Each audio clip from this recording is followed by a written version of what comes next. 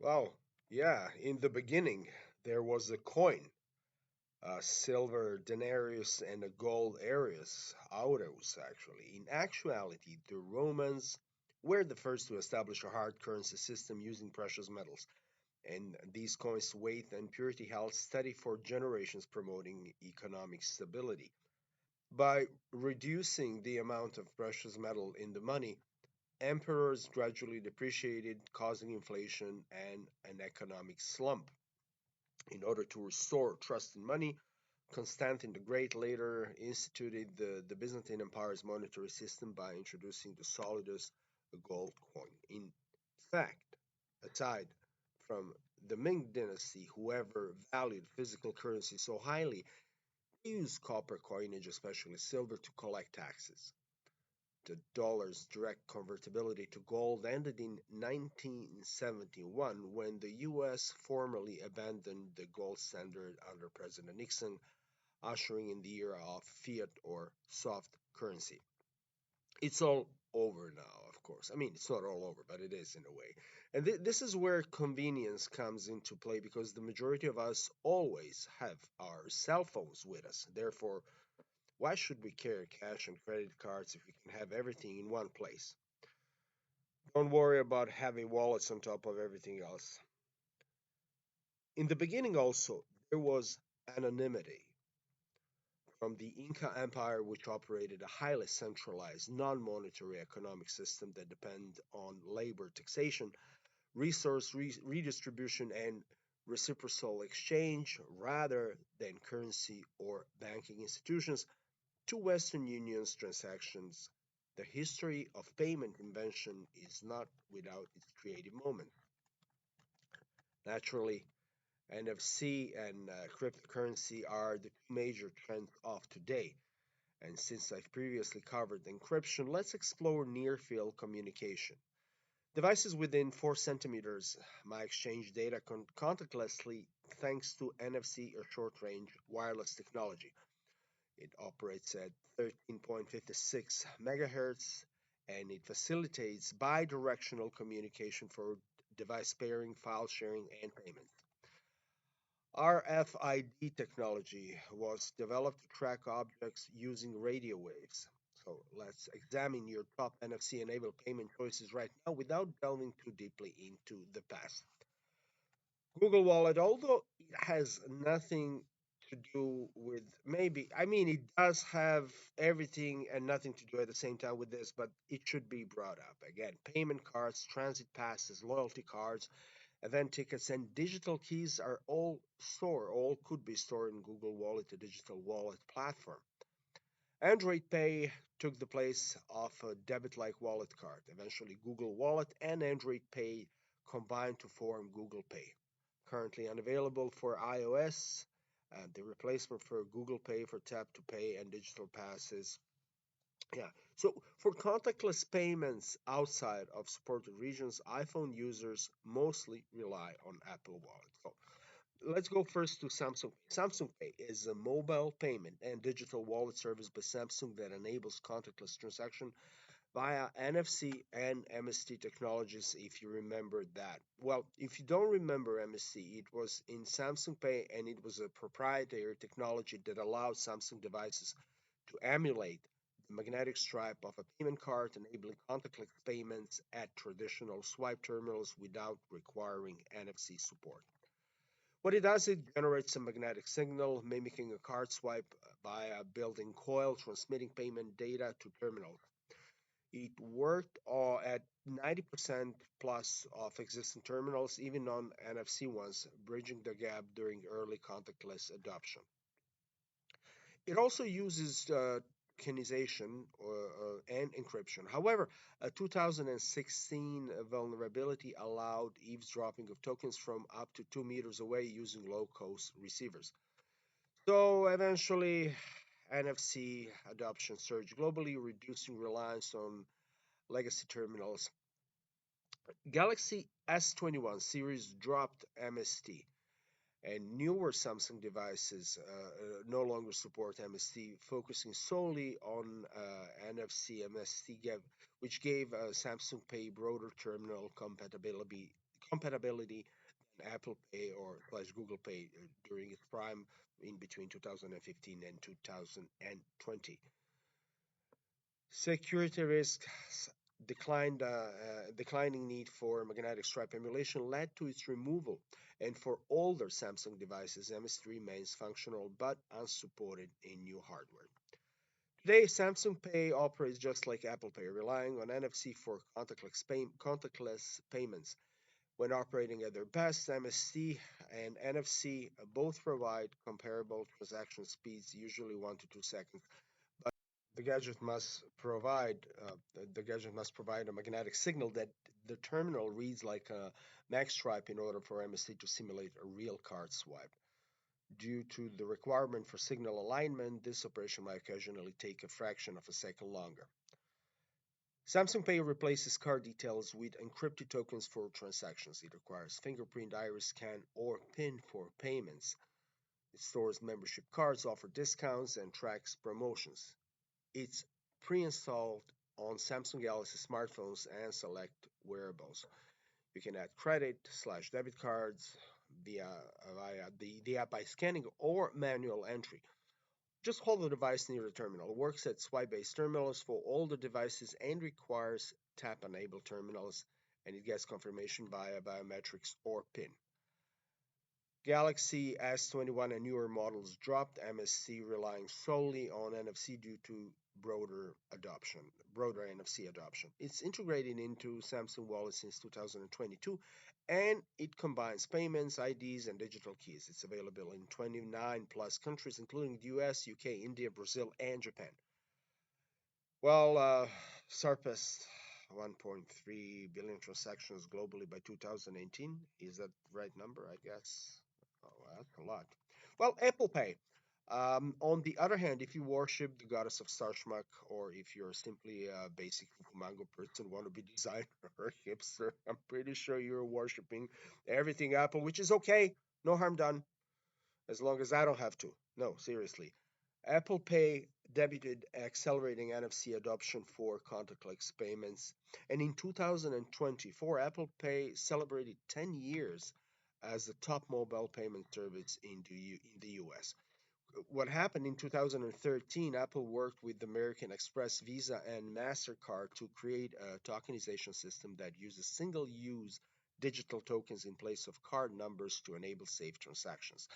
In 2013, JP Morgan Chase established a covered war room, quotation mark war room, to incorporate Apple Pay with only about 100 workers knowing about Apple's role, and unveiled at the iPhone 6 announcement event on September 9, 2014.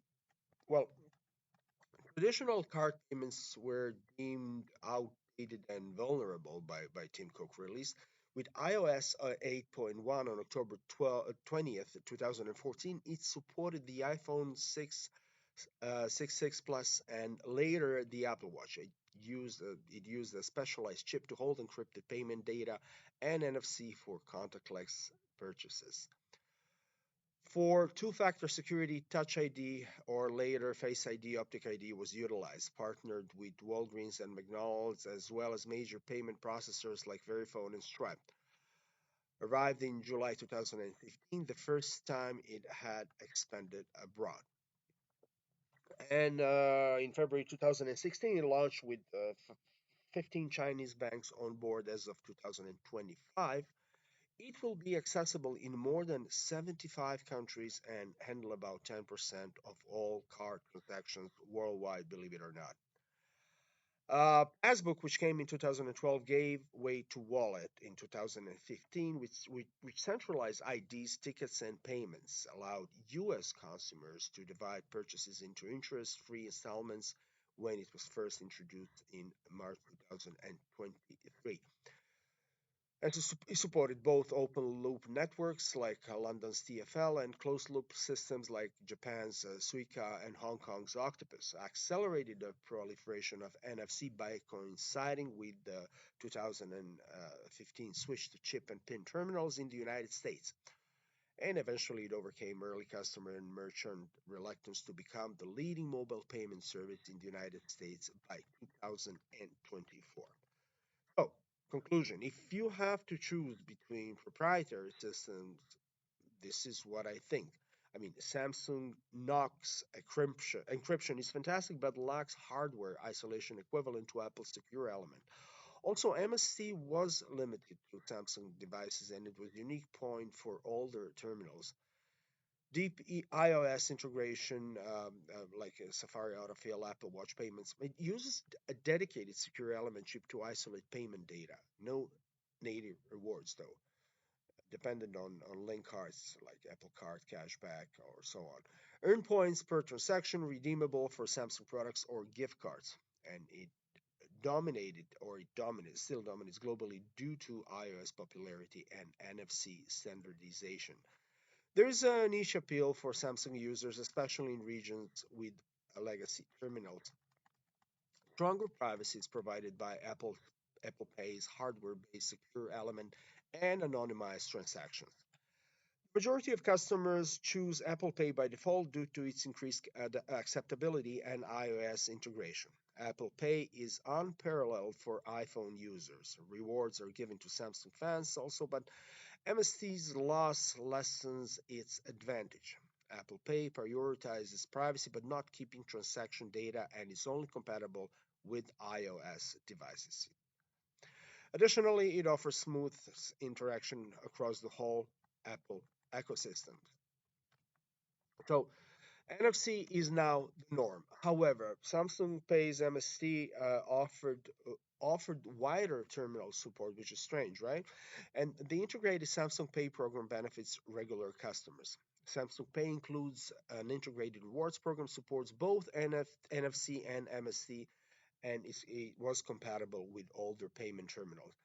Also, Samsung Pay appeals to customers seeking flexibility with outdated terminals and awards, but Apple Pay offers iPhone owners a better user experience and security. And according to a 2025 study, 52% of American digital wallet users said they favored Samsung Pay, which was marginally less popular than Apple Pay, 53%, and Google Pay, which was 56%. Samsung Pay's global reach is limited because it only runs in 29 plus countries compared to Apple's Pay 75 plus. Most publications do not openly break out Samsung Pay's users base for exact global percentages, but the data that is currently accessible makes Apple Pay's lead evident. Well, the future, it looks like something from the Minority Report, and I'm talking about behavioral biometrics, which is something that I find really concerning about the future.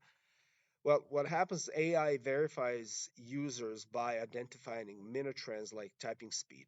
It's a cutting edge security tool that examines distinct patterns in user behavior when using gadgets to confirm identities and identify fraud. It functions silently in the background and emphasizes dynamics behaviors over statistic characteristics like fingerprints. By evaluating more than 1,000 data points, such as keystroke cadence and touchscreen pressure, the technology creates a user profile and tracks micro behaviors like walking gait, mouse motions, swipe patterns, device tilt, and typing rhythm. Additionally, it assigns a similarity score to access the legitimacy of the user, compares current behavior to past patterns to identify abnormalities, and in the case of low scores, may initiate extra verification such as fingerprint scan. It also detects movement speed, click patterns, swipe angles, typing speed, pauses, and finger pressures. I already mentioned that. And the user's grip and tilt when holding a phone and how they scroll. Though through the use of smartphone sensors, it detects walking patterns, records transactions amounts, pay selections, and regular login times. It also indicates both activity or unusual mouse movements and detect accounts takeovers or abrupt changes in typing speed. Unlike one-time passwords, it operates secretly during sessions and by lowering false positives, complies with GDPR and anti-money laundering regulations. It lowers fraud losses, it's difficult to fake, and so forth. Real-time transactions that are universally accepted through instant payments. The norm for quick, inexpensive transfers is set by laws like India's UPI, which has 300 million users, and the EU's SEPA instant payments, which banks must implement by 2025. Instant payment systems have reduced the need for cash and cards in more than 80 nations. AI suggests payment options based on user behavior and merchant relationships, and it examines digital identities and spending habits to identify irregularities in real time. Soon, digital wallets will be the norm by 2026. There will be over 5 billion consumers worldwide thanks to wearable integration like Apple Pay and Garmin Pay and the adoption of Tap to Pay. Wallets that branch out into cryptocurrency, NFTs, and loyalty programs include Samsung Wallet and Alipay. The goal of central bank digital currencies and PayPal's USD backed stablecoin is to lower fees and volatility. In comparison to conventional trains, blockchain also makes international transfers quicker and less expensive. In order to assist customers in managing inflation, buy now, pay later or BNPL expands beyond retail into utilities, travel, and healthcare. That's crazy. And to stop excessive debt, governments will enforce regulations. Cash and traditional banking are being replaced by mobile wallets like M-Pesa in Africa and GrabPay in Southeast Asia. And nations like Nigeria and Jamaica are experimenting with digital currencies to bank the unbanked. Governments will also extend banking regulations such as those pertaining to anti-money laundering to fintechs and wallet providers. Transaction emissions are calculated by apps like the economy, which encourage environmentally conscious spending. Paperless adoption will become the norm. The digital invoices and receipts will save time and waste. IoT and voice activated payments will be widely accessible, and hands free transactions are made possible by voice commands using Google Home or Alexa, and wearables, refrigerators, and cars will all automatically pay their bills and place new supply orders. I think this is super scary. But, anyways, important players to keep an eye on are, of course, Apple, which will increase competition by extending NFC access to third-party wallets in the EU. Samsung is adding cryptocurrency and non-fungible tokens (NFTs) to the Samsung Wallet. Since each token is unique, they cannot be traded one for one with another NFT. Yes, I haven't mentioned PayPal, Zelle, Venmo, and I briefly mentioned Alipay, but I'm sticking with what I believe is most important. The right selection of topics and the payment methods is the key. So select your method, select your path, your gadget, your system, whatever. Stay selective. Bye bye.